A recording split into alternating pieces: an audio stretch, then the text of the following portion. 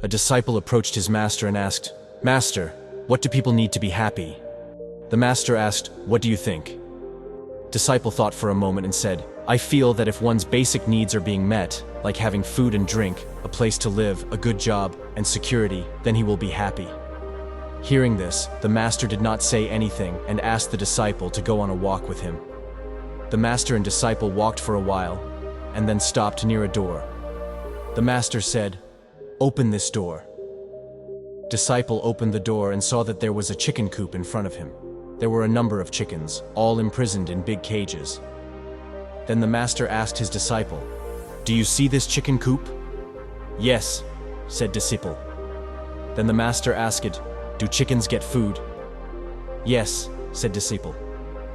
"Do they have a house to live in?" The master again asked. "Yes, kind of," said the disciple. "Are they safe from cats or dogs?" the master asked. "Yeah, they are," said the disciple. "Do they have eggs?" the master again asked. "Yes, they lay eggs," the disciple replied. "Do you think they are happy?" master again asked. Listening to this, disciple started looking at those chickens closely. He didn't know how to tell if they were happy or not. While the disciple was thinking, the master said, "Come with me." Both again started walking, and after some time stopped near a big field. There were lots of chickens in the field. They were neither imprisoned in any cage, nor was there anyone to feed them. They were themselves searching for food and playing with each other.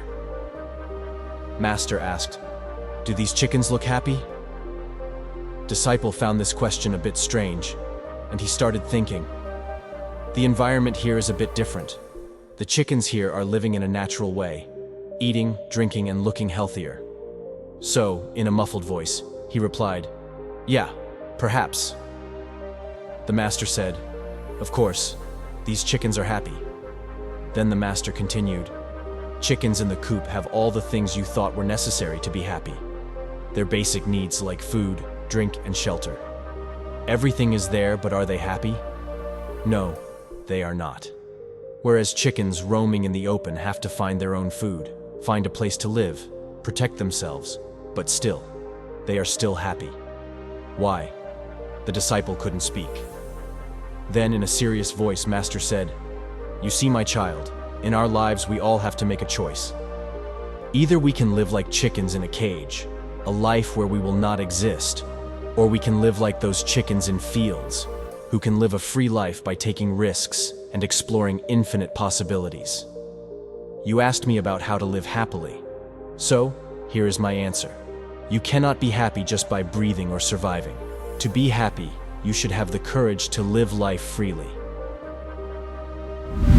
The story of the disciple and the master teaches us profound lessons about true happiness and the choices we make in our lives. Real happiness doesn't just come from having basic needs like food and a safe place to stay. Rather, true happiness is more about being yourself, taking on challenges, and dealing with uncertainties in life. Much like the caged chickens, some people may opt for a more secure and predictable path, while others are those who are like the free-range chickens and choose a life that involves more risks and exploration. The analogy between caged and free-range chickens reflects our own choices in life. The cage represents self-imposed limitations, the fear of the unknown, and a reluctance to step outside the comfort zone.